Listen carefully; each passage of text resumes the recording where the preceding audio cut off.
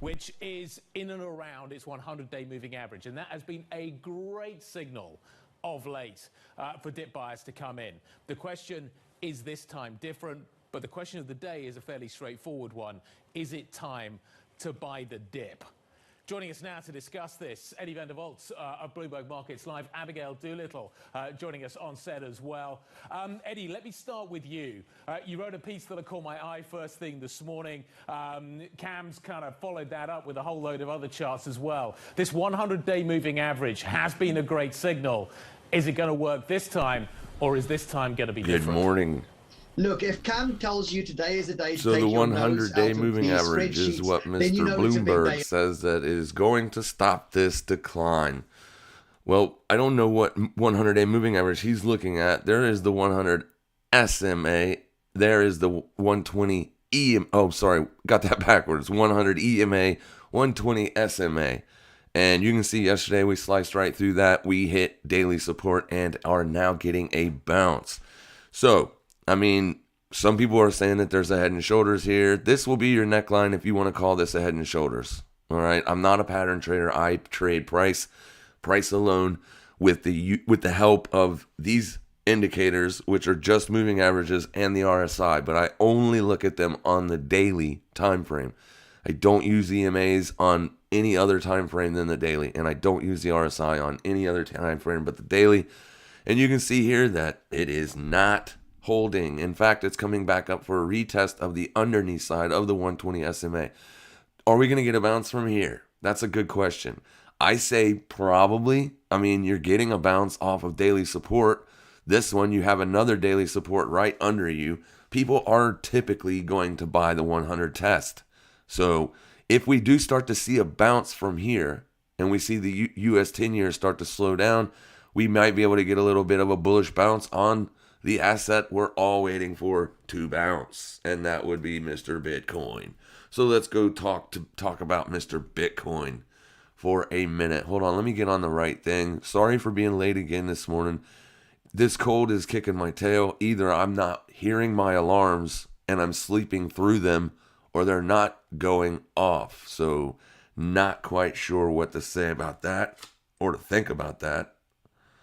Let me turn off my phone real fast so no one bothers us. All right, so here we got Bitcoin testing daily support. The other day I wanted to see a 3-day test of support and hold. We got that. So since we got that test of support and hold on a 3-day time frame, I was looking for price to bounce, right? We haven't gotten that yet. So the reason is because on the 3-day time frame, this bullish signal, this is something that you guys have to know. You have to know this. These bullish candlestick signals and chart pattern formations typically only work when you're going with the trend. So this bullish engulfing on a 3-day time frame would be a whole lot better of a reversal signal in an uptrend. That's the part that everybody is failing to understand about this one. This is at the very bottom of a downtrend. And if you compare, and we don't even know that this is the bottom, right? And if you look at this, look at the size of this candle in comparison to just say this one, your expansion candle. It's smaller. What about this one? That bullish engulfing is smaller than that one. What about this one? Way smaller than that one. So yeah, it's a bullish engulfing on the 3-day because it engulfed this 3-day chart or this 3-day candle, but it's not a very big range expansion, right? It's a muted range expansion. So am I still looking for a bounce from here? I am looking for a bounce from here. You got your 200 exponential moving average down here on the 3-day. There's support here, right? And you can see that we are not seeing the sellers able to push it lower, but at the same time, the buyers are not able to push it higher either. So you're kind of in this whipsawed, rangy kind of, is it going to go this time? Is it going to go this time? I thought for sure it was going yesterday. When we got back up into that supply zone on the hourly, let's go over here to the hourly. Let's kill the moving averages because they've done their job. Oh, goodness.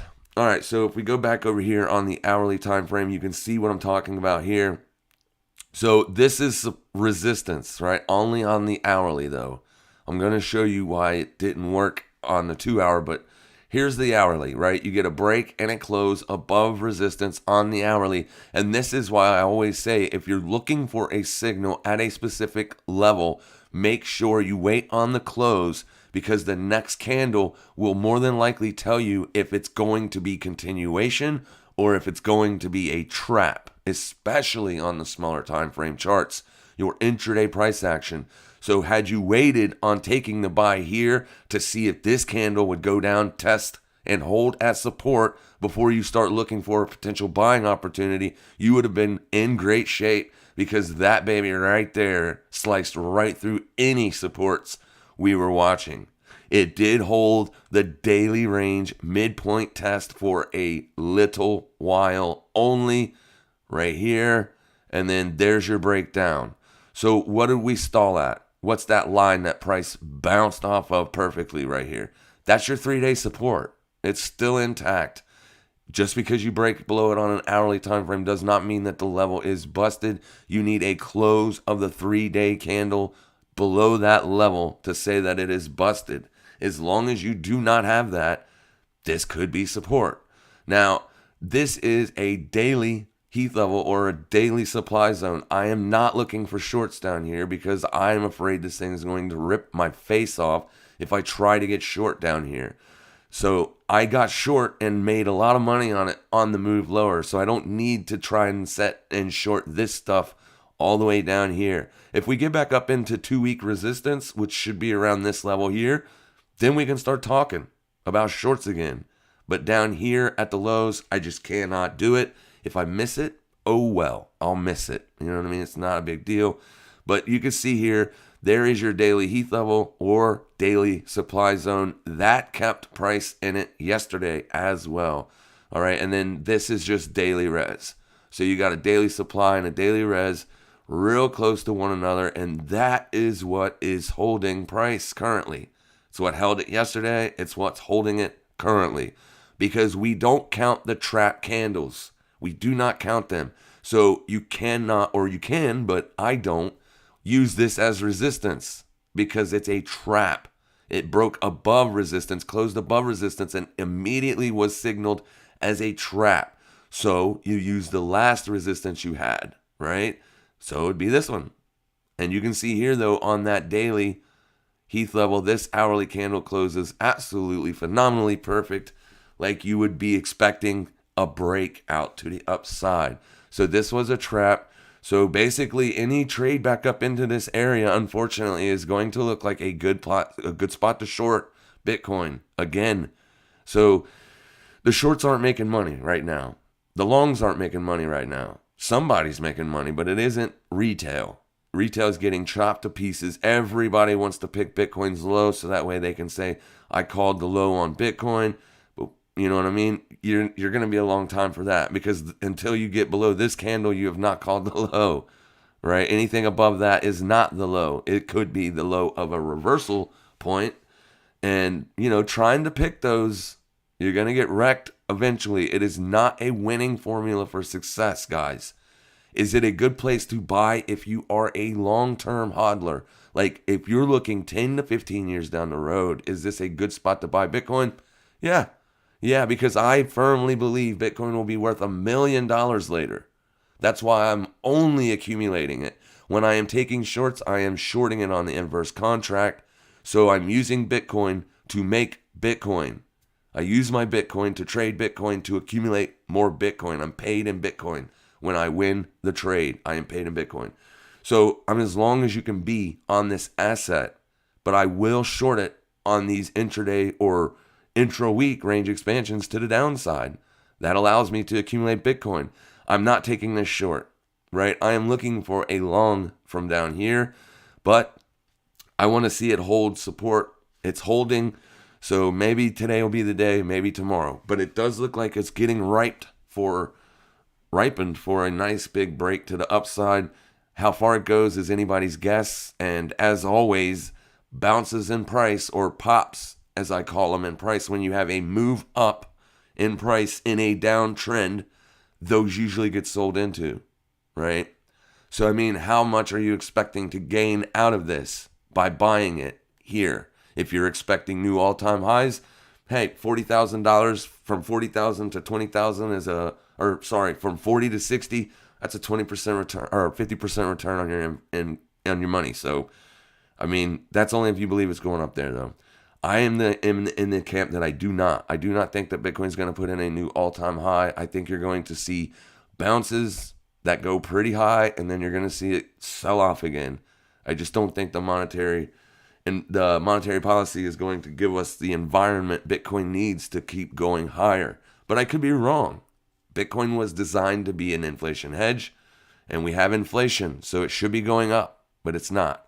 So that tells us that it is a risk-on asset. As long as people are buying indexes and stuff like that, then Bitcoin will get a bullish bounce. If people are selling indexes and stuff like that, Bitcoin's going to get sold. It's the same as the S&P 500, which is why I'm kind of watching the S&P 500 for intraday moves. It's not 100% correlated. It's not even close, but it typically does the same thing. If the S&P 500 closes as a red day, sometimes Bitcoin will too, and vice versa. If the S&P 500 gets a bullish bounce, so can Bitcoin, because it's a risk-on asset. But right now, there's nothing to talk about other than it's still testing that 3-day support. 3-day support is holding, but I can tell you from the side of resistance and from the side of support, the more often that level gets tested, the more chances it is going to break. I like that it's testing resistance, but the next test is going to be support again. It's what range-bound price action does. It tests highs and lows to dip into the liquidity. Once it has enough liquidity gathered up for a repricing, then price will move out of that area, either to the upside or to the downside, depending on who won the battle, whether it is supply or demand. If there are a ton of people buying this down here and it ain't just retail, then this will go up. If there is more people selling it than people buying it, it is going to go down. All the indicators on Glassnode are just that. They are indicators. All right? Glassnode does not have the holy grail when it comes to analyzing price. It can tell you a lot of useful data, no doubt. No doubt. But it is not the holy grail. It is just another indicator. So what I suggest people do to be on the safe side is wait for the trend to break. We had a near-term downtrend broke. All right, the near-term downtrend was broken. When I say near-term, I mean near-term. All right, where are you at? I want to say it was from up there, but I do not believe it was. I don't even remember. It was broken here, so it had to be up there. Right, something like this. Let me just, I'm still looking for it. I'm pretty sure it's right in here. But it was off log. So yeah, that's not it. But it looks something like that. I just can't remember what it was. I do not care about trend lines that much. But other people do, so I bring them up whenever they're relevant. This one was relevant, right? You can see that it did bounce off the trend line. I already showed you in last Tuesday's video that this was also the weekly open. So did it bounce from the trend line or did it bounce from a horizontal? I'll let you be the judge of that. That's subjective. What isn't subjective is the horizontal levels price. That's not subjective. So I would more than likely say that's what it bounced from. Your trend lines, if they're really steep, price can just trade sideways and get out of them, like what you have seen here. Price just traded sideways. You did break out, but since you've broken out, you have not seen any kind of bullish continuation.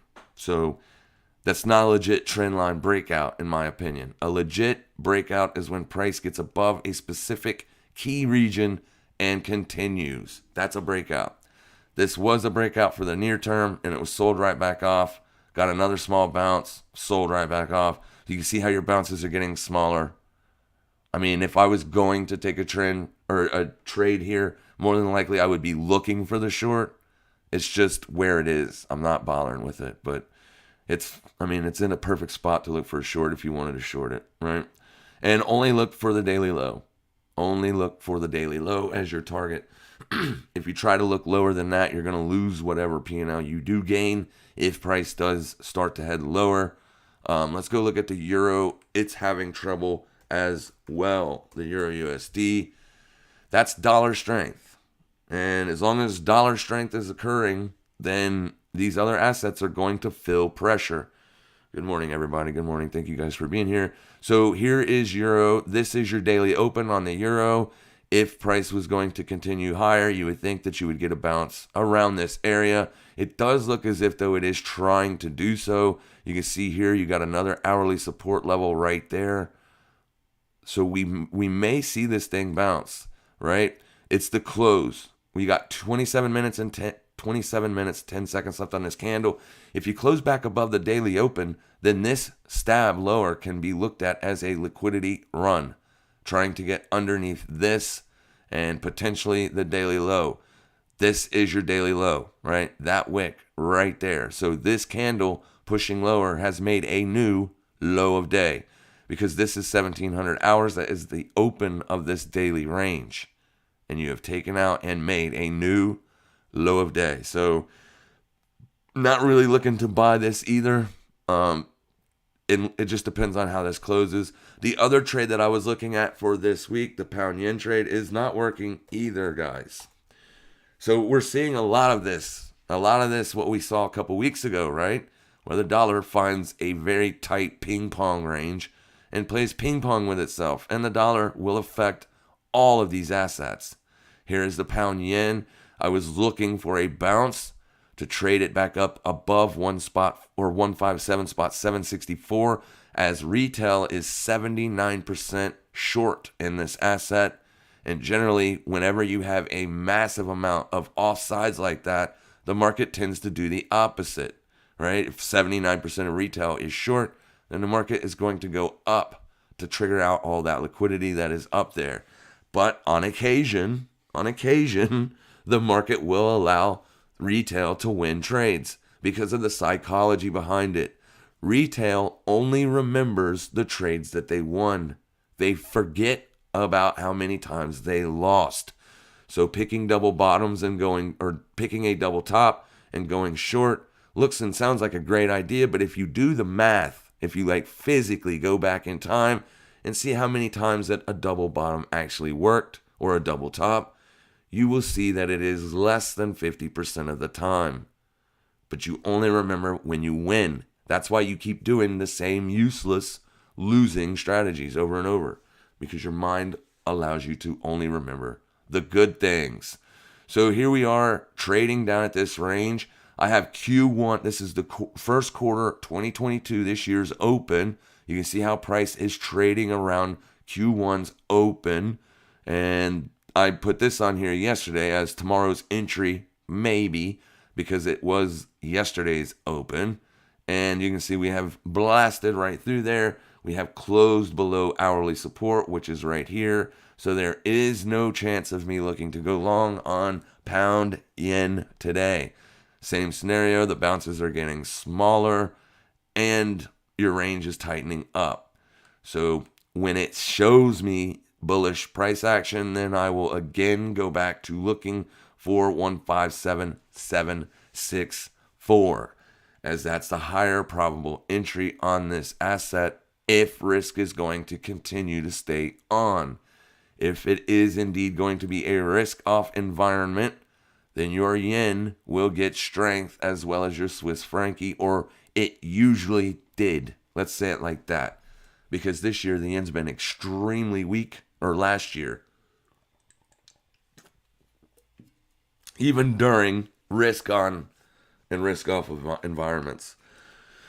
All right, let me get ready here and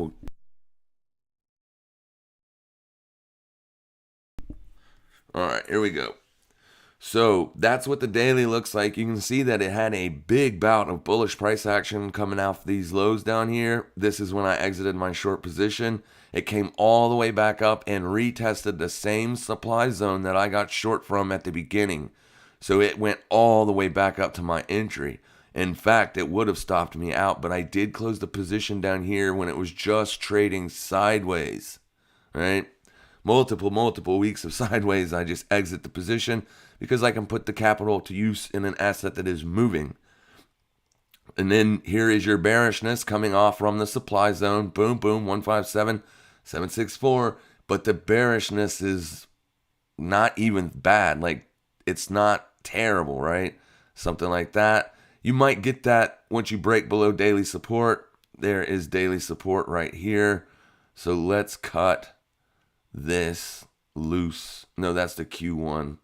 We want to know where the quarterly open is, especially when price is trading around it. Because if it starts to leave, then we know that the quarterly is looking bearish. Can it find support somewhere else? It absolutely can, but it is still structured bullishly. If I go over here and pull up the indicators, you can see the 21 exponential moving average is still caressing price.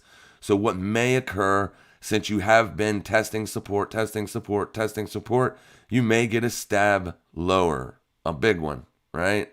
And then see if price migrates back above that support. If it does, that will probably be the signal for me to start looking for long positions on the asset because of the 21 exponential moving average. You're close to your 50. I mean, the oscillator has went from hitting overbought regions to back to neutral, and neutral is where we want to look for range expansions.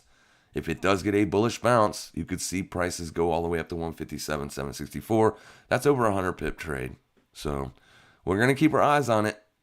It's going to stay on watch just to see what happens to it, where it goes. And let's quickly run over here and look at Ethereum because I haven't looked at it in a while. Where are you at? There you are. All right, so pay no attention to this. I can't remember what I was doing with it, but it's definitely not anything I was looking at. So let's get rid of it. Similar to Bitcoin, right? Downtrend, making lower highs and lower lows, and you are at a bottom. I mean, daily support is holding, but it looks to be an old supply zone as well. So that would have been the supply zone to look to get short. You can see that is holding price really good. But, I mean, at this point, I would just have it here because that's support. It's not really looking back this far. This is support right there. Holding on a daily closing basis. That is your support zone. That is what price is having trouble getting below. You can see it. You are having a bounce on the day. So on this one, since you don't have any bullish price action until all the way over here, you'll just have to watch yesterday's open, right? Yesterday's open, you've already pinged it. Let's go intraday and see how it's working. All right, so you do have an hourly supply zone there as well. Yeah, that's yesterday's open. It's holding as resistance. That bounce does not look nearly as good as it should. So once you get above that, you will have taken out, I'd say this candle right there is going to be the high of day. That is the highest point. So once you get above that, then you can say that you've taken out yesterday's open and high. Then you can look for this area to act as support if price comes back. Depending on how much bullish momentum it has, though, will determine whether or not this thing pulls back at all. I mean, obviously it'll pull back, but it could pull back like this, just inversely, right? You have a massive expansion to the downside, and price essentially trades sideways, marking hourly res, and then trading away from it. So that's all that typically you will see on a big range expansion. So price did not come back and retest old support here, right? Did not even come close. If one wanted to use this as an area of support, you can see it did not test that either. It would come close. This one over here is a little lower. So yeah, I'd say that was the one that it was trying to test, and it just got front ran. So you never even tested it before you rolled over. And that's what you would look for on the bullish side of things. But remember, since it's got very muted ranges, this one has a massive weekly range expansion. So support on this one is all the way back up there. 38, 28, 88. Damn. That sucks. That really sucks because, like, that's a long ways before you get to the last week's support. Oh, excuse me. All right, here we go. So that's what we're looking at on ETH. There's nothing to do. Once again, if you're looking for buys, be careful down here. Ethereum is at weekly support. Here's an old level of support that is still holding. Test. And you are under this week right here. You are under its close. So you are under the weekly close. Last week, or not last week, but the bearish week's close. And that's this line right here. You can see how it is holding price currently. Now, this is the thing. If it stays this way, we can see it pop maybe. That's what I was looking for yesterday, but it didn't happen. So treat it like it's a range, right? Treat it like it's a range because it can last for days and days doing the same thing. All right, what's going on, everybody? Yeah, let me get up here, just make sure that I ain't missing anything. Danny Ilkov says, good morning, Heath. On 8-month chart, BLX, I found that Bitcoin so far never takes out the lower low of the candle, which makes new all-time high. In general, of the probability of taking a previous candle low is 4 to 23. All right, well, here's the thing on that, my friend. An 8-month chart, like, I've never even... How many months is that? 8 months? Let's see. 8 months. I need to know how many days or weeks. That would be what? 8 weeks? All right, so... Wait, no. You said 8 month. So 8 times 4 is 32 weeks. That's a very odd time frame, my friend. Very odd. Well, let's go look at it. Nevertheless, not that. I want the Brave New Coin Liquid Index. This is what I want. Let's hide all this nonsense. So, I might be reading this wrong anyways. 8-month chart. You found that Bitcoin so far never takes out the low of the candle. Well, it took out this low. This low right here was taken out by that candle. This low was taken out by that candle. So what you're saying is there's a 4 in 32 chance that this low will hold. Is it possible? Anything is possible. I mean, that's a very strange time frame. I don't know many people that look at the 32-week chart. However, anything is possible. I mean, if you want to mark that as a 32-week support, you can. But just know that it is about probabilities. So if you think it's going to bounce, there's a really good chance it is. I'm looking for a bounce too. Right? How far the bounce goes, though, that's anybody's guess. That is going to be anybody's guess. But don't play too much into the time frames. It's about price and where price is going. I mean, most of your investors look at the yearlies, quarterlies, monthlies to make their investing decisions. A 32-week chart, maybe they have some kind of special moving average and all that. I don't know, but we'll keep an eye on it. If that occurs, probability of a bear market is 2/3. Oh, so you're saying if it goes lower than that, then you're gonna be. See, I've already called a bear market, right? A lot of people are saying this isn't a bear market. First and foremost, you're 40% off the highs, and the S&P 500, 20% off the highs is a bear market. It's what investors call a bear market, and those same investors or your talking heads on TV are calling this a bear market on Bitcoin. Not just me. Anything lower than 20%, they look at as a bear market. Now, me being in the crypto sphere, I understand that Bitcoin can have 40% drawdowns like nothing, right? All the time, it can have them. So, is that a reason enough to call it a bear market? No, it isn't. The reason for me calling it a bear market is because of every single time frame. You from a 2-week and under, you are under your 50 on the RSI, right? People want to say, well, what about this over here on the weekly? You gotta look at that. No, I mean, you can look at this as all one move, right? You got massive divergence from this high to this high. So that the fact that it did trade under the 50 and bounced out of there doesn't mean it wasn't a bear market. It was a bear market for a very short amount of time. And then price found a bounce. Price found the bounce. You are under it again. Only this time, you've been under it for a little while and you're not making any headway back towards the 50. You're in fact finding it pointing back to the downside. Now this will only finish once we have the close. So this pointing down will absolutely be slightly pointing up if you get a bullish pop on the close this week, because this indicator, like all other indicators, is calculated from the close. Well, the factory default settings it is. You could change it to clock in at the open or the high or the low. You can change them to do whatever you want, but you get what I'm trying to say. It's in a bear market. You're under the 50. That is where the bears control price. The bears were controlling price here. The bulls just end up winning out.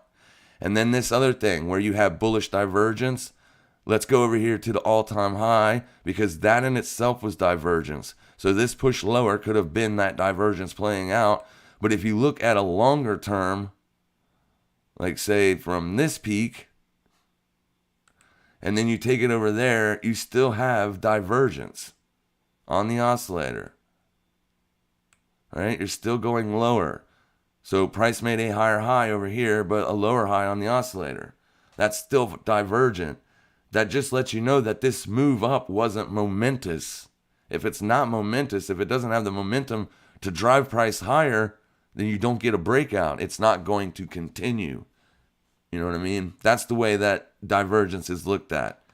I don't trade it, but other people do. So it's important to understand when it is there, and it was there. So taking bullish entries up here when clearly you're diverging from your highs, it's not really a great buy signal. In fact, it's actually a sell signal. And people sold it. So I'm looking at this whole entire run as one thing and one thing only until price gets back up there to prove me wrong, as this was a liquidity purge. That is it. That is all. Once you got above the all-time high, you chopped around for a couple weeks, made a new all-time high, and immediately boom, boom, boom, boom, boom, down. That means instead of when the buy orders were triggered up here, because remember, to stop out sellers, they will be buying the market again. That's why it's called a short squeeze, because their stops flood in with new buy orders, and then on top of that, FOMO buyers buy it up. So that increases demand at a higher price. Here, that did not happen. All those buy orders got triggered, and they were sold into. They were sold into because you got this. This was a signal. You do not do this when making all-time highs unless you get continuation. You did not get that. You got bearish continuation. Then Bitcoin had plenty of time to decide whether or not it was going to go up again here, and it didn't. Went lower. So bear market. That is a bear market. It needs to get back up in $60,000 before I'll even look for buys on Bitcoin again. As far as like adding to my HODL positions. Buying some down here. Yep. The new strategy is to buy when it's over, or when it's in massive fear. So when the greed and fear meter is down under 20, that's when I buy some Bitcoin. Red weekly, fear and greed down 20, buy Bitcoin. And just accumulate that way. And also I'm shorting it on the inverse swap contract, so I'm accumulating it that way too. I want to have as much of it as I can before it runs off into wherever it's going to go. $1 million in 10 years, 15 years is not impossible for this asset. Must be the 100 VWMA. I don't know what that is, Wes. Good morning, D. Barry. Good to see you here. Thank you so much for your... Glad I'm able to join this time around. Yeah, usually, man, I'm late. I was late Tuesday and I'm late today. So usually I get started at 5:30, but I've had a cold all week and it's been kicking my tail. Good morning, good afternoon, good afternoon, good morning, good morning. All right, here. Do you expect the next rally to be the best time to fade out of crypto? Looks like gold is signaling further downside coming. This is the thing, right? By me telling you to exit your positions, that's me giving you financial advice, and I am not a financial advisor. I do not own any crypto outside of Bitcoin and Ethereum. Those are the only two things that I hodl. All the other ones are just, they're risky plays. In my opinion, if Bitcoin continues lower, like if this is indeed the start of its bear market phase of the 4-year cycle, then your cryptocurrencies are going to come off. A lot of them already have, though. That's the thing. A lot of them have already come off 60 and 70%. So those are generally good times to start accumulating if you want to take on small positions. But don't buy it with as much money as you have levered up. That's where retail goes wrong. If say you have a full-time job and say you can throw away $50 a week, right? Say that's coffee money or whatever. Then take $50 a week and buy a crypto asset. Every week, buy something. That way, if you lose it, it doesn't matter. It doesn't affect your overall life. However, you are still applying a position. So if it has a 100x from where you are buying, that $50 is going to look fantastic. It could turn into a few thousand, up to 10,000 in some scenarios. Like a Shiba Inu, that thing made billionaires. One guy hold $3,400 worth, and he's a billionaire now. $3,400. That's all he owned. That's nothing. $3,400 ain't nothing. Now he's a billionaire. But that's a one in a lifetime chance. That's not going to happen to everybody. That is only going to happen to a few. So buy the ones you think have a good opportunity of doing that within an amount of money you don't care to lose. That way, if it does end up going to zero, you don't lose anything other than money you were going to waste anyways. That's the best way for retail to get involved in cryptocurrencies, in my opinion. Everybody wants to become a professional day trader. That's going to take years and effort on your part. It's not going to happen overnight. I promise you that. Not going to happen overnight. How do they decide how far down? I don't know who they are. I know a lot of YouTubers call the market makers, this and that, but they're wrong. That has nothing to do. Market makers do not control price. They do not control price. So whoever they is just someone to blame. They are the blame shift, right? They put their blame on whoever they is. It's buyers and sellers. The sellers are controlling price. They are selling. That's why that you're seeing this come off. It's not so much short sellers as it is people selling their Bitcoins. That's generally what happens. Because on some of these cryptocurrencies, you can't even short them. You can't even short them. That's only from sellers selling their position. That's what causes downside. So multiple people selling and prices heading lower. So it takes time for the longs to accumulate a big enough position for price to move out of the area. And that's what it takes, right? It's not a market maker doing that. Market makers make their money from the spread, buying from one asset or one exchange, selling to another exchange. They do not care which way price goes at all. They are already, their fees and their prices are already locked in by the exchange before they ever start applying their robots, right? The exchanges guarantee them a certain percentage on every trade. If they buy from KuCoin and sell to Coinbase, they will make a very small percentage on every single asset or every trade. And they do it very small increments, thousands of times a minute.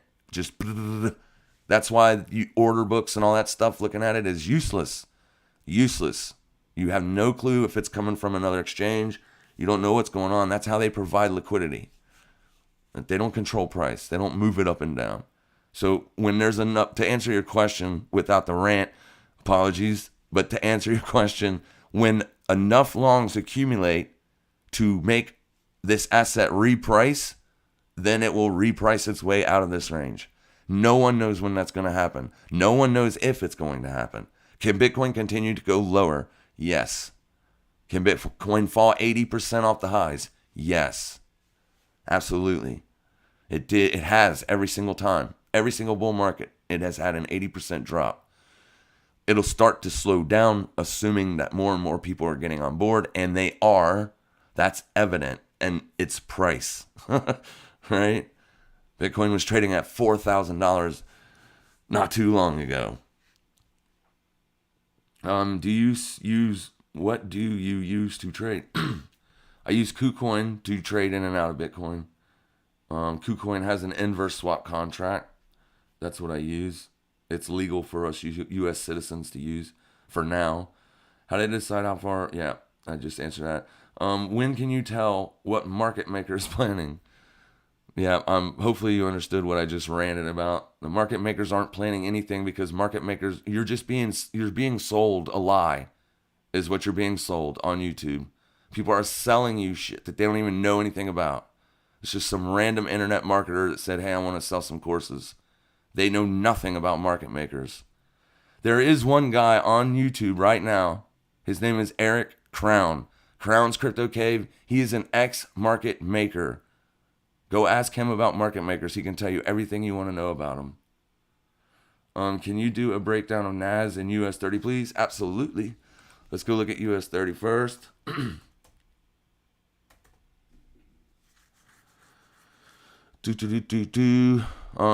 I'm just gonna do it on this one because I think it's got more data than than the other one.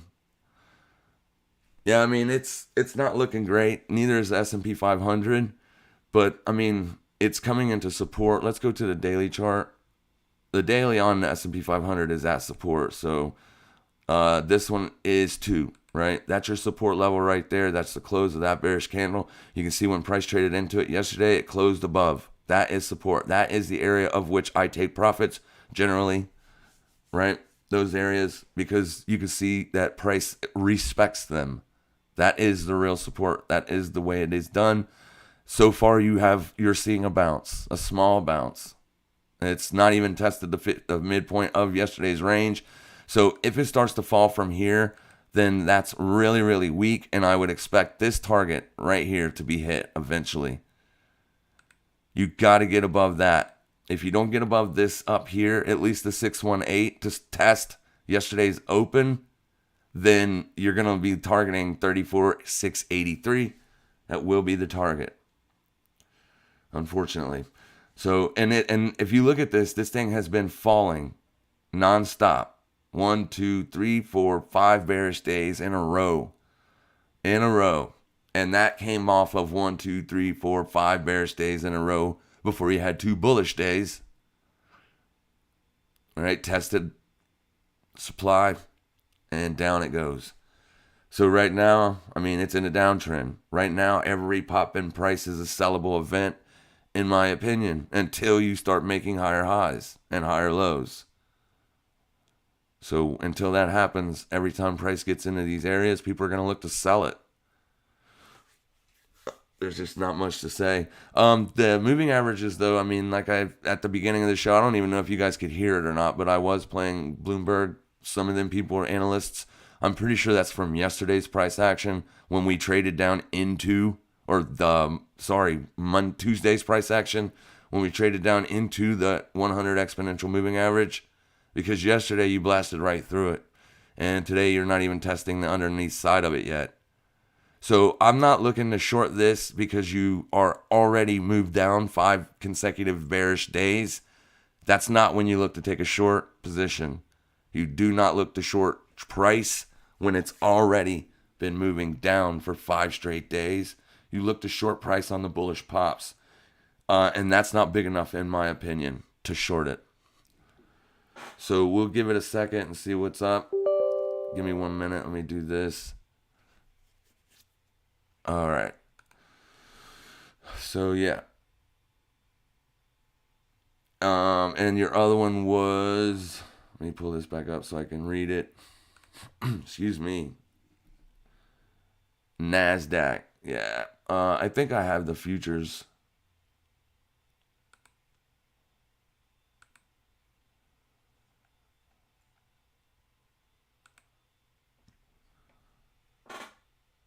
All right. So NASDAQ looks even worse. This is your E-mini futures contracts. It looks worse.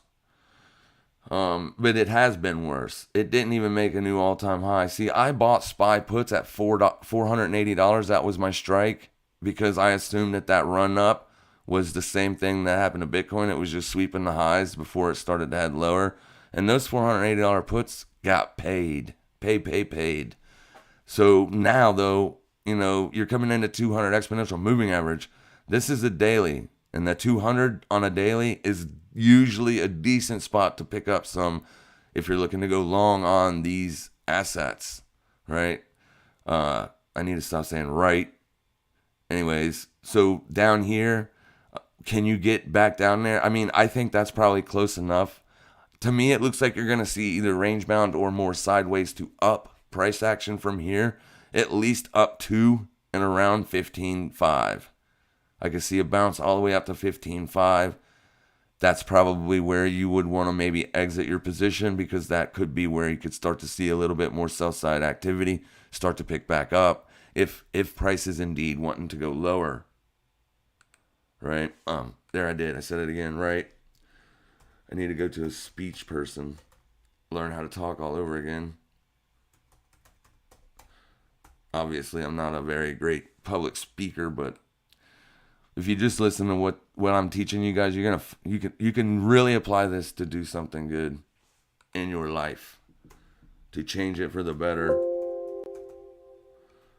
Trying to load up this so I can show you where the options market expected range is, because that's important. The market makers are pricing that in. So that's what market makers do. They don't really give a crap about up or down. They're selling inside of the spread always. I'll come back to that though. Okay, let's move down. It just glitched out. Where was I? Oh no. Okay, here we are. Pound USD might be a long setup, says Patrick. My computer is really glitching out. I am going to order one soon. It's because I'm trying to open up a very heavy program. It takes a lot.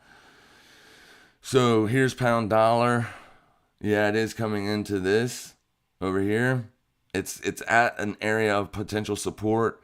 All your moving averages are underpriced and you're above your 50, so it is bullish-ish. Let me give this 1 second to load over here. Don't have the best internet in the world, but it is. I agree with you.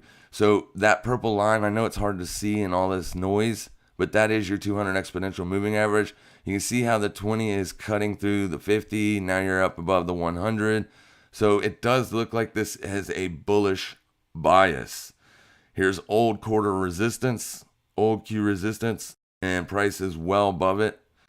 You might be looking for a retest of it, but this is the support that it is testing. So let's turn off the moving averages and all that stuff and get you situated here. Yeah, well above the 50. And it might be. We need the dollar to chill out. If the dollar keeps going up, then this is going to go down. Unless it's stronger than the dollar. Right? That's the only time you will see the pound move up versus the dollar. So let me go over here and show you the expected move. Now I finally got that other program pulled up. So this is right here is your expected move. This is the options market pricing in. This indicator just shows me, instead of me putting the line on the chart myself, you can do it. All you have to do is go to Friday's expiration, and whatever the expected move is, it'll be plus and minus. So in some, like, let's use $4 for example. If the expected move is $4, that's plus and minus $4. You just go $4 above where you close Friday, mark your line. $4 below where you close Friday, mark your line. This does it for me. That's all. I don't have to plot it myself. This will do it for me. You can see yesterday you closed well beneath your expected range lows, expected move lows. So this isn't support and resistance. This doesn't mean anything other than that's as far as they were expecting price to move. That's the weekly range. That's what they were looking for. And when you get on the other side of that, then that shows you volatility, extreme volatility. They were not expecting this. The fact that this green line is exactly the same as last week's, but your red line is lower, means that they were expecting more volatility anyways. They were pricing in a bigger move than last week. That means they're pricing in volatility. So by the simple fact that this was bigger, they knew that there was a good chance that they were going to see a range expansion this week. And it was only a 4-day week. This thing's only been trading for 2 days, and you're already at the expected move lows. Yesterday you penetrated them. You traded lower. So a bounce from here soon. Yes. Now, before I say for sure, right? Look right over here on this week. You can see this week, right? That traded outside of the expected move. So these two bullish candles, this was where they were expecting price to go. This green line here, you can see here, you closed above it here. And then the next day, same thing, up. But this was on a Friday. I don't know why it's missing a candle. So this must have been a short week also. But what I'm trying to say is, just because we're below the expected move over here does not mean you will get a bounce, but there's a pretty good chance that you will. And we're seeing that right over here on the chart. Right here, right? Not on this one though. Let's go back over here to SPX 500. You can see that you're getting that bounce. Here's that bounce. So I can apply that on the SPY by saying the expected move range low is 54.95. So we'll call it $55. So let's pull up the SPY, SPY. We're at $55. All right, 454 over here. That's your pre-market indicator. You can see that it's trading right around that expected range low, the expected move lower. And I will show you on here if you want the actual pricing of it. If you don't know where to look, if you're new or whatever, let me just pull up SPY on that and not what I was trading yesterday.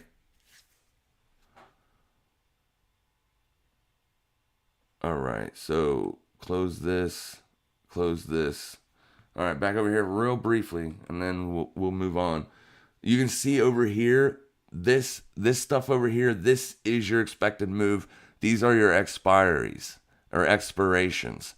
So basically, you would want to get Friday's date, which is the 21st, right? You come over here and find it right there, the 21st. Then you can do that for next Friday as well if you wish. Okay, over here it tells you what the expected move is. Now this is different from when it started because this is going day by day. These will change, but when it starts, like the first day of trading on a Monday, that's when you need to have the expected range set, because that tells you what they were pricing in before the market opens, and that won't change. But you can see right there, they were expecting a 24 on this expiry. They were expecting a 24.20% move, or $6.61. Now that's plus or minus. So you would just go up $6 and mark a line, and then go down from the open $6 and mark a line, and that's how you get to your expected move. And you do it every Friday. Just pull up a calendar, find Friday's expiration over here, and then you will have your expected move right there. And that'll give you an idea of what the options market is pricing in. And it is a good indicator because I knew basically that that's what they were looking for, at least that much. So I can take positions based on that. I can say, like, I shorted it and looking for at least it to get to around 455. It's like a target. A profit objective, if you will. I smashed the light for you, Meister, or for the Meister. Thank you, Mr. Cassidy. I appreciate it. AUDUSD got a nice little breakout. Let's go look at Atom. I brought up Atom yesterday because it looked great. It looked primed for a push. I'm going to close this program out because it is just draining the CPU. Just crushing it. So I will have a new computer pretty soon, and that will not be an issue anymore. So Atom USDT. Excuse me, beating up the microphone. Basically what we were looking at yesterday is this. So yesterday we were trading down into the 50 on the exponential, or on the RSI. We were getting real close to that 50 spot, which marks bullish command. And we had daily a supply zone here, or demand zone, apologies, as well as the 21 exponential moving average moving up into price. So what we were looking for was a bounce.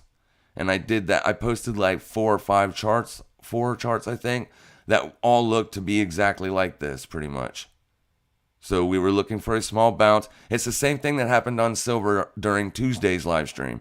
If you were with us on Tuesday, before the New York Open, we called silver out as a long. We called it out, and then it ended up blowing up, becoming a big, good long play. That's basically the same scenario that was going on here. All your moving averages are underpriced, which suggests that it is bullish. You're above your 50 on your RSI. That is another suggestion that you would be looking for long entries. And then all you got to do is narrow it down to a decent level to watch. And you would have known this would have been the close if you would have watched the close. And you could have looked intraday for entries around that area. And you can see here, you got above it, you traded back below it. So once you got back above it, you could have potentially been looking for that. Boom. And you're seeing a bullish pop. So yeah, it is moving good. Hopefully you took price, Cassidy. Can you look at silver, please? Yeah, we'll go look at silver. XAGUSD. I don't know what it's doing lately. It's still moving up. So big, strong move on silver. Oh, that's what we were, because Nick was having trouble realizing what I was even looking at. And what it was an old supply zone, Nick. Just an old supply zone. That's what caught price. That's what we were looking at. This little run lower, and then boom, price extreme bounce to the upside. And then also the moving averages and everything.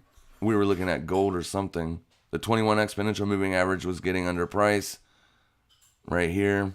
And we were above the 50 here. See, now on this one, it's a little different because your moving averages are above price. So, you know, though they can act as resistance sometimes. They clearly haven't this time, though. So whatever's going on here, that's good. Silver got a nice bounce. Is there a buy on silver right now? Absolutely not. This was the buy. Tuesday was the position to take.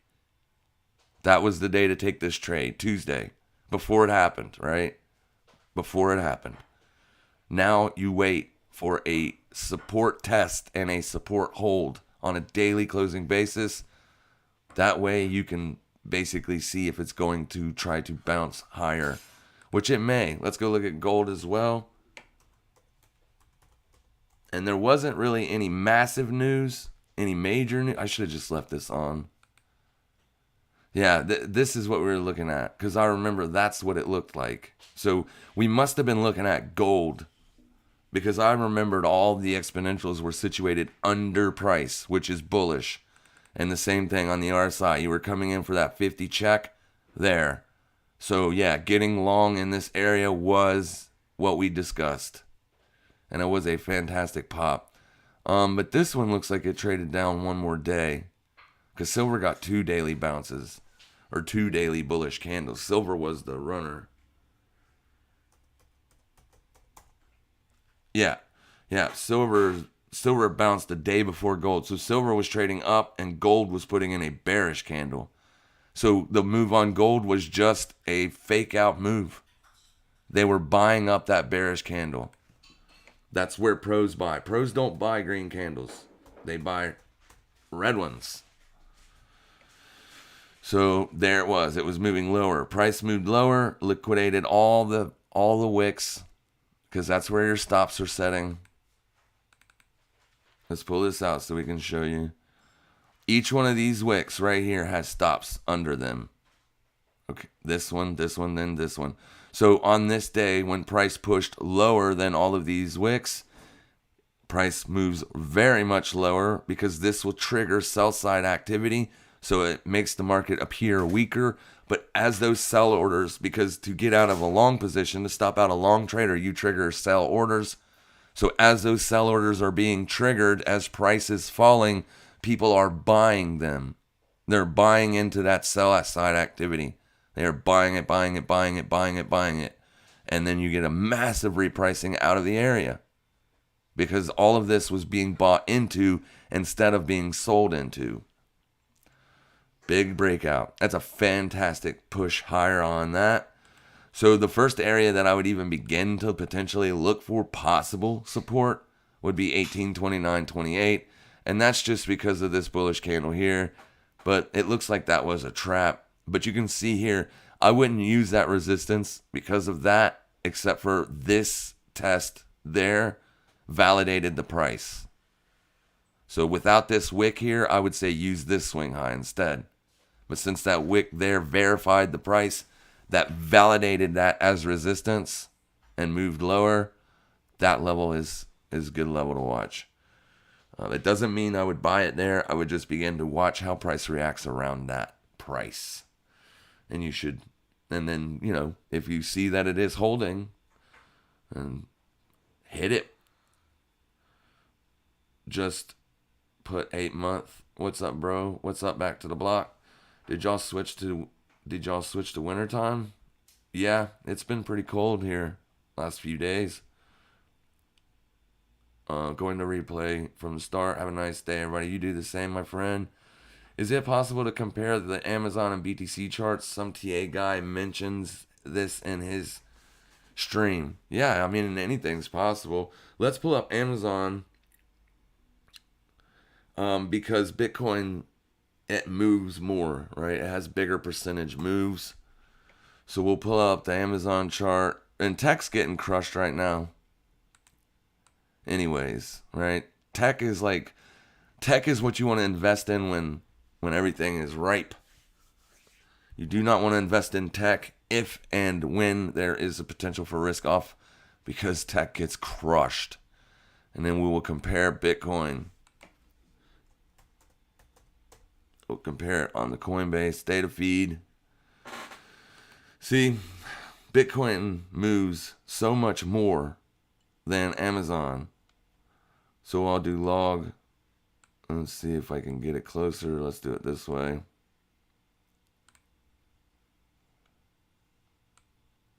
I mean, I don't know how he does it, because you can see here, it's almost impossible. So maybe I do Bitcoin and then compare Amazon. Let's do it like that. We'll do it like that, and then maybe it'll be better. Let me get rid of this. Stretch you back out.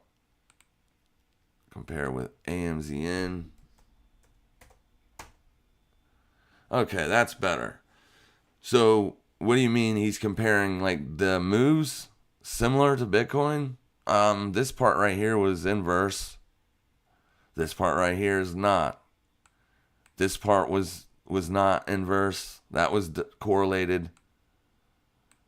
I don't know what he's looking for, if he's looking for correlations or what.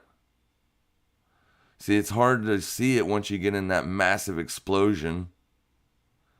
So Bitcoin, Amazon is a risk-on asset. It's a stock, and it's a tech stock. So in risk-on environments, when the market conditions are ripe for bullish activity, and that can be because of monetary policy, it can be for a number of reasons, right? That makes tech plays good to invest in, or any highly speculative play. And Bitcoin is a very highly speculative play. It is a risk-on play. So right now you're seeing a correlation between tech getting sold off as well as Bitcoin getting sold off.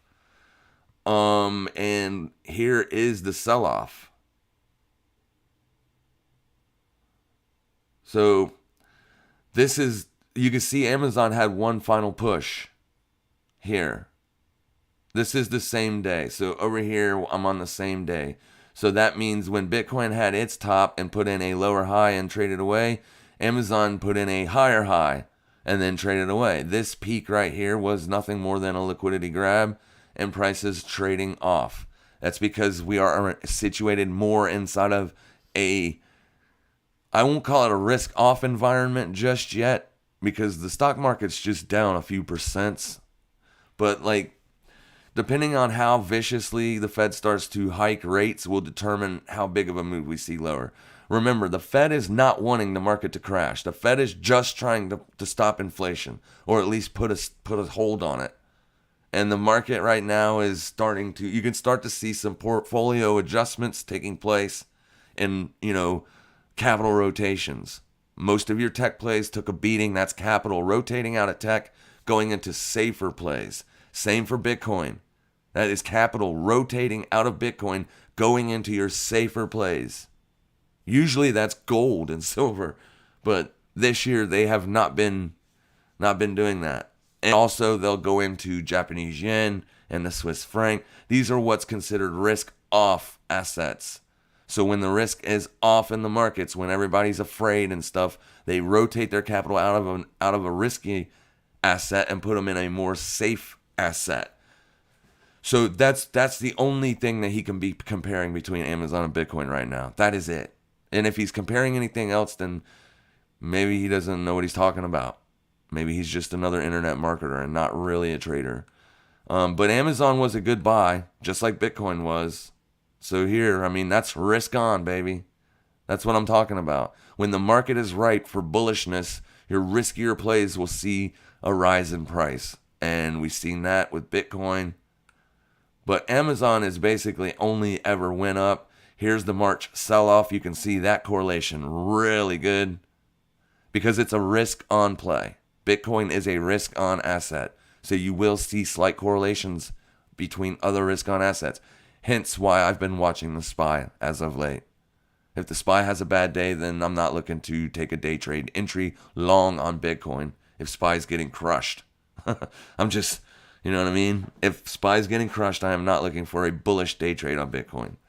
They are lightly correlated now because market is experiencing a slight bit of risk off. Hopefully I explained that or at least decently. Hopefully. I assume you would be in favor for fading any substantial rally in crypto. Yes, absolutely. I want Bitcoin to go to $55,000. I want it to stop dead in its tracks, and I want it to roll over. Because if that will be the lower high, then, and that's going to be the bear market, then I want to be in as high as I can for the short. But I'm not just going to blindly sell 55K. I need price to show me that it is indeed going to stop moving up. And above 60K, I'm bullish on Bitcoin again. If price gets back above $60,000, I will be bullish on Bitcoin again. And that's just because the supply is setting at $60,000. That's the spot that Bitcoin has to get above for me to be bullish.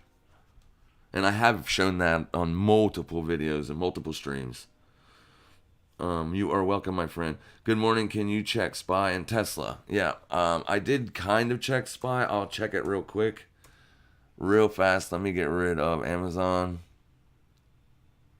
Bye, Amazon. We will miss you. All right. Here is S&P 500 or SPY. This is the Spiders ETF. For anybody not aware, this tracks the SPX or the S&P 500 index by multiples of 10 almost. So we're, like I said, looking for SPY to bounce from here. I'm not looking for a bull market to start. I'm just looking for a bounce, so I will be trying to position myself long. If I see any bullish price action, I was looking for it yesterday, and I missed the trade, and I'm glad I did because I would have gotten stopped out because it went lower. So, but we are well below what the option market was pricing in as the weekly expected move. So I'm looking for a potential bounce. Now, when it's volatile like this, like I said, that's not a resistance or a support. That just means that the market's trading lower and moved further than they anticipated. That's all that means. But I will be looking for those options to be basically getting put on more more buying coming into the market than selling at this point. If we do see more selling today like we seen yesterday, then something's wrong, right? That something is wrong. It's not just a pullback, a risk-off pullback. It's something is viciously wrong if you have that much sell side in the market. And then we will look at, what was your other one? Tesla. And Tesla is doing the same thing because Tesla is a risk-on asset as well. So, and it's also a tech play, more so than it is a car play. Pre-market, you're trading up a little bit. There's no flat out support here other than this daily open. I mean, that one, but once you trade through it and around it and through it and around it, then I start to lose faith in that level. Perfect. There it is. So that is why it is finding support. You have a weekly demand zone right there, or your weekly Heath level. That doesn't mean that price will stop here, but that's why you're experiencing a bounce more than likely. So if the S&P 500 gets a bid today, then I would expect Tesla to do the same, right? So we'll see what happens. There is no real legit entry I can give you on it, just because it's looking pretty one-sided. Let's see where the moving averages are. That Red Bull's trying to come back up. Here are your moving averages. You can see clearly you've blasted right through your 50 on the daily time frame. Where are you on your this? Oh, you're below it. So yeah, this is looking more and more like any pop in price would be a sell side event. So where would you look for that sell side entry? My first place to look would be here. Second place, the not so I want to really love it price, because you're so close to it now, would be daily supply, and then up here is your daily resistance. So 1026.61 and 1049.61, those are both places where you could see resistance, basically. So if you take a long entry this morning, day trade, I'd probably be looking to take profits at one of those two areas. I'm not saying that you should take a long though. Clearly. I'm just saying if you do, because this is a downtrend, the very beginning of a downtrend. Here's your high, there's your low, here's your lower high. So if price takes out this low, you will have your lower low sequence, the very beginnings of a downtrend. Of course, one could say that it has already happened from this high to this high. And you can see a lot of divergence there as well, right? A lot of it. Massive amounts of divergence on this. But you didn't make a higher high, to be fair. So there isn't no divergence. Apologies. It's looking right. In my opinion, I think Tesla is extremely overvalued. I really do. I understand its benefits and everything, what it's working on, what it's trying to achieve. But I can remember trading this, and this was before the split. Before the split. I can remember trading this when it was $240. That was before split, pre-split, $240. That's like $50 now after the split, like $39. Yeah, it's extremely overvalued, but that's just the Fed did that by causing a bubble. All of your assets are extremely overvalued. The Fed is just trying to keep the rich rich, I guess. I don't know. So with the new monetary policy coming in, I would just be very, very careful looking to put on new risk. I am not adding any more Tesla or anything to my portfolio right now. Nothing. I am not looking to buy any new stocks right now. If I do, it's simply for a day trade or a swing trade. I am not looking to just buy and hold. Tesla is very overvalued. Extremely. Now, that's just my opinion, because clearly the market says this is what its value is. Right? The market will determine what something's worth is, not me. The market. And the market says it's worth $995, or was yesterday. So, yeah, you might get a bounce from here. Expect it to be a very short-lived bounce. before you find resistance and then probably roll over again. Unless something changes in the monetary policy. If he comes out and says we're not going to hike yet, then buy everything. What's your play on silver going up as well as Dixie? Has the correlation changed? No, it's just simply because of inflation, and silver was technically ready for a bounce. It was more so gold that was ready for the bounce for technical reasons. I have no idea what the fundamental reasons are for gold getting a pop other than inflation. But we've known about inflation for months and months and months, and gold hasn't been bouncing. So it's hard to say what caused it. I'm not really a fundamental analyst. I am a technical analyst. But the technicals were ready on gold. That was a fantastic buying opportunity on gold and silver. So they might see they might see a little bit more continuation because it was such an explosive move. The C's says wise words. Thank you. You are welcome, my friend. I don't know what I said, but you're welcome.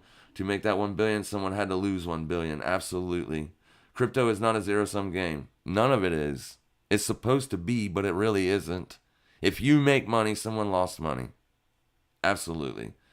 Not directly because they took the opposite side of your trade. That's the way it's supposed to be. Which is really supposed to be a zero-sum game. But a lot of stuff's allowed in crypto that's not allowed in the financial markets. Like the stock market stuff, like spoofing and all that stuff, that's allowed. That's another reason why you should not be looking at level 2 data to make trading decisions. Those are limit orders. Limit orders do not move price. Market orders do. Actual fills. Fills is what controls price movement, not what could possibly be filled. Limit orders can be moved, deleted. It's called spoofing. And it's allowed in crypto. Everything's allowed in crypto. It's the wild, wild west. The wild west of trading is crypto. A lot of people are getting rich and a lot of people are getting broke. Okay, here's Task 550. I just want you guys, let's see here. Where'd you go? I just seen your question, Task.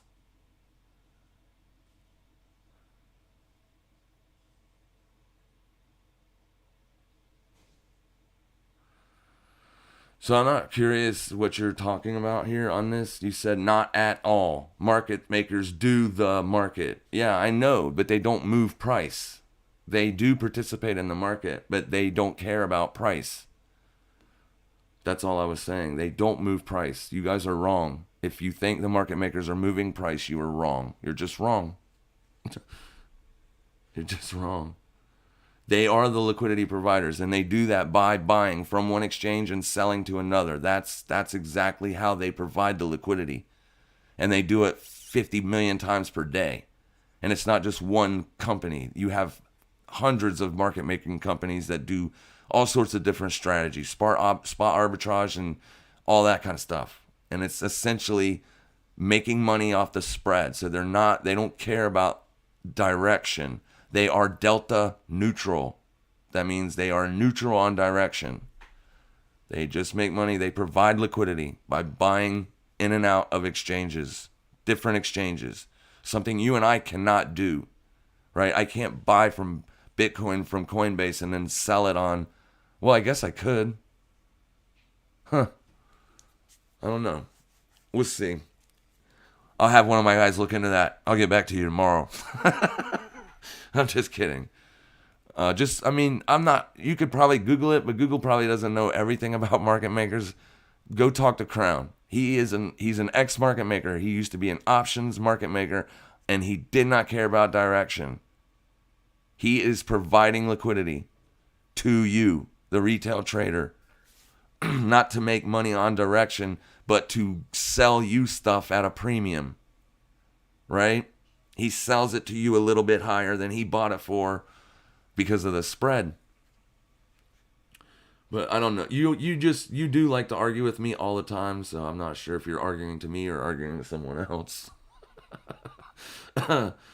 Exchanges know all stop losses. That's what they do. Okay. You can have it your way, my friend. Have it your way. I'm sure they probably do know where stop losses are, but I know where they are too. And I don't own the exchange. I don't have any data.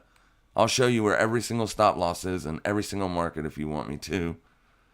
There are stop losses here. There are stop losses here. There are stop losses here. There are stop losses here. There are stop losses here. And I can go on and on and on if you would like. I know where they all are too. That's why wicks are targets in my strategy. I target those areas because I'm looking for the stop losses. Appreciate the streams. You are welcome, my friend. Did you check a flat correction, mate? I'm sorry. Did you check a flat correction? I'm not sure what you're saying. Crown legit, one of the few guys on YouTube I watch. Yeah, he's legit. As far as I know, I don't know him personally. I have watched a few of his streams or shows or whatever. He knows what he's talking about. He also sells courses, but so does everybody these days. You don't have to buy his courses to learn what he's doing. You can just watch his videos. He's pretty forthcoming about most of what he's talking about. But he does know his stuff. He is an ex-market maker, and that you can look that up yourself. Anyone can enter FTX web to check market making. Crypto is not regulated as stocks. Market makers move price. Okay, Taz, whatever you say, bro. I'm not going to argue with you. But they don't. You are freaking wrong. You are so wrong. That is the retail mindset. That is so that way you can blame someone else for your terrible trade. That's all that is. That's all that is. I'm not trying to be a dick at all. You just don't know what you're talking about. Could you see Mara? Thanks. Yeah, absolutely.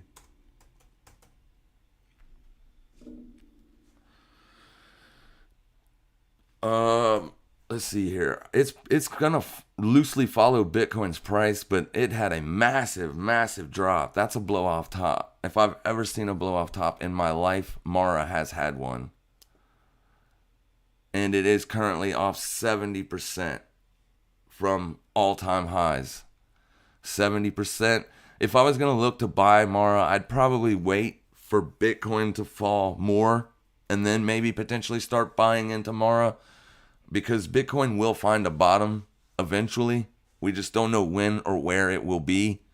So, but eventually it will. So if you're looking to buy Bitcoin, like I said earlier on in the stream, for a long-term hodl for like 10 to 15 years, picking up Mara at $25 probably ain't a bad idea, as long as Mara's business model stays what it is now. As long as they keep doing what they're doing now, as long as they don't change that business model, their stock will loosely track Bitcoin's price. And that's because of spot arbitrage. That's why these things follow each other. But yeah, it's at an area. Let's see. I can't really give you a daily support. I mean, here's one there. That's still intact, but that's quite a ways away from near-term price. But it's still intact. Like, that support has never been closed below since it put in here. So, yeah, that could be the target. The market could be looking for that. 1966. It could turn around right here as well. Always. Right? What I'm telling you isn't definitive. Markets are always changing and moving, and prices constantly moving.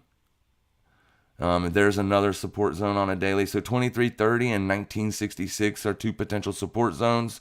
You've broken down below this one here. So I wouldn't mark that.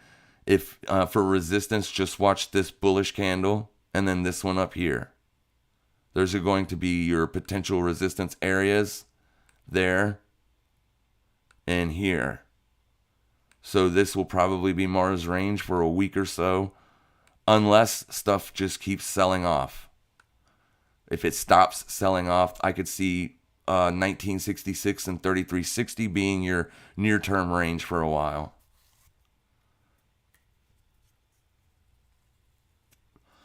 It's like Riot, it lightly tracks. Let's just go take a look at Riot as well since we're looking at it. it loosely tracks Bitcoin's price, loosely. So these were areas where we were looking for. I don't know why it's all the way over here, so that must be a weekly area. So we'll get rid of him. This was going to be potential buying opportunity. It was the first time price came into it. You did get a slight bounce and then slingshotted right back through. So that's your first signal right there that you are starting a downtrend. When you have this high, you come in, you recheck demand, you bounce, and then you cut through demand, and it never comes back for a retest. That's extremely weak. This was your bounce, a very near-term, very quick bounce, and it was right back into sell side. That's a lot of selling going on. This is people exiting their positions, running for the hills. Big investors, not retail, big investors. People who've been holding on to right for a long time. They started exiting their position on this push up. So, see, that Riot didn't even get a bounce like Bitcoin. So this was the first time Bitcoin collapsed and had a 50% fall. Riot's just been range bound, made this push up was to liquidate these swing highs. That's it. That's all that push up was for, was to generate enough liquidity to exit their big ass positions. Once you get all those buying orders triggered, because remember, short side entries, buys are their stops. Boom, triggers them. All those buy orders fire up and they dump all their positions to all those fresh new buyers right there. Not the market makers, big firms that are trading billions of dollars. They need to generate liquidity to sell into. They're not pushing price up. They're not doing it. They're not buying down here and then selling up here. They're not doing that. They're just waiting for this to happen.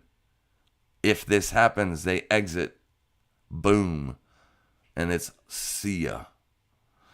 See you later, alligator. And it's been straight down ever since. You're coming into another swing low on this one as well. Let's just go to the weekly because that's very choppy and hard to deal with. So you're into weekly support. Nope, you're below it. You are below weekly support. Let's get rid of this one and this one. This was weekly support coming from this bearish close over here. Held price there perfectly. Price came into it here and broke. It did close below it. So on this push up, we at Trade Talk would have been looking to sell that. That was a beautiful and perfect sell side entry here on that wick. Didn't get a perfect test, but we would have been watching for it. There is probably a smaller time frame area in this weekly candle that would have provided a beautiful entry for there down. And the reason, all because of that close. Doesn't always work, but those are the positions we take. And you're seeing sell side continuation. I don't see any pre-market data on this, so I have no clue where pre-market is. It's probably up a little higher than where it closed yesterday. Well, probably can't see pre-market data because I'm on the weekly. Let's see if it's on the daily. Still no pre-market data. Hourly, no pre-market data. Just a blip, a little blip on the radar. Tragic. Hi, thanks for the streams. It's so helpful. I have a question about order book flow. Do you ever look at something like Trading Light, where you can see cumulative orders in graph? Thanks a lot. No, because they can be moved. Once again, my strategy focused specifically on candlesticks and support and resistance, supply and demand. Those orders can be moved. And once the trade goes through, it's too late. Like when you see the filled orders start to accumulate or start to happen, it's the computers generate all that data. So like, can you get an edge if you see a whole lot of buying coming through? Is that the time to buy? Not necessarily, because like I said before, because of spot arbitrage. Just because a buy order comes in, it does not necessarily mean someone is buying it. It could be someone exiting their position from a different exchange, right? It could be that. It could be anything. It's hard to generate a decent strategy by looking at stuff like Bookmap or any of that. Yes, it'll tell you where you did have a whole lot of buying and selling taking place, but I can do that just by looking at the candles. It's not telling you any data that the candle isn't telling you already. Those supply and demand zones, they work. They work. If you just bar replay it on TradingView, you'll see for yourself over time. You can build an edge with that. But yeah, to answer your question, no, I don't pay attention to it at all.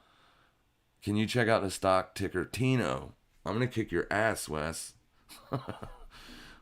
I did find him yesterday, and I did listen to him, and he seems pretty legit. He seems all right. He's not selling anything, so that's a plus. I don't know if he's, what he does for a living, if he's a trader. I don't know. I do not know. His content is not terrible, for sure. So I got no problems with the guy. What do the wicks indicate if you are trying to take a bounce? The wicks, the way you're taught, wicks indicate buying pressure. That's generally not the case, not always, and it can be also, right? So here you have a wick to the downside. In this case, when this candle was pushing lower, this candle was red. So the fact that it opens here, pushes lower, then gets a bounce, pushes up, and closes green on the day, that tells you that there is probably going to be some continuation. How long and how far? Nobody knows. But since it did close bullish and up, that wick does signify that price did trade lower and was bought up and closed higher on the day. These downside wicks that close red on the day, you do not look at that as buying pressure, because that will become a downside target eventually. Because all this is an intraday pullback. So price opens, traded up, and then traded down, and then pulled back. It was a deep correction. Yes, it pulled back pretty deep, almost all the way to the open. But the very next day, you opened lower, and you took out that target. Let me pull it up so you can see what I'm talking about. So this was an intraday pullback. Here's your open. Price trades up intraday, then gets sold off, penetrates, goes below the open, and has a range expansion to the downside, marks or sets the low of day, and then retraces off of that low of day. So retail is taught that that's buying pressure, but it isn't. It's a pullback. Intraday, that is a pullback. Very next day, you open lower, you trade up into an intraday supply zone, and then wham, bam, thank you, ma'am, all the way down, took out that downside target. So retail bought that, put their stop there, then they were stopped out, then the bounce happened. That's why we only look to take profits at these regions, because after that, the high probable entry is over with. It's done, because we never know what's going to happen. But this would have been a beautiful signal, especially opening lower the next day. I would have been looking to sell the pop or the bounce in price. Downtrend, closed red on the day. Next day you open lower. That's a very good signal to look for sell side entries on the move higher. But you do that off of an intraday level, like a 4-hour supply zone or a 2-hour supply zone. Nothing on the 5-minute. I'm going to get everybody away from the 5-minute charts for a minute. I want you to focus on the hourlies, 2 hours, 4-hour candles. Those will help you get a better idea of what's going on in price instead of trying to find entries on a 5-minute. You can find entries on a 5-minute as long as it is an hourly or a 2-hour or a 4-hour level. You're not looking to take an entry based on a 5-minute level alone. You will probably get stopped out. But yeah, so then the bounce occurs. Here's another instance here whereas though the close tells you more, right? Always focus on the close. If this close would have been bullish, if it would have closed, green on the day, up on the day, then chances are people would have been looking to buy it. Since it went up and then traded lower, pulled back and closed red on the day, then that tells you the momentum for that day was down. The next day you open down, right? You push up, very small pull up, and boom. So everything that you see on those indicators that they're selling, like book map and order flow and all this, I can see it on the charts from the candlesticks alone. People don't focus on them enough. It's too easy. So it can't work. But it's what people used in the 70s, and it's what they use still to this day. If it ain't broke, don't fix it. Sure, moving averages and stuff like that can help gauge a bias, but the candlesticks have all the information you need as a trader. All right, guys, I'm going to have to wrap it up, unfortunately. I got to kiss my girl bye. She's getting ready to bounce. You guys have a fantastic day. If you have any questions at all, just drop them down in the comment section. I will try to answer them, as I do try to answer every single question. Thank you so much for your support. Thank you for your time. Make sure you trade safe. Make sure you trade smart. And as always, happy trading, everybody.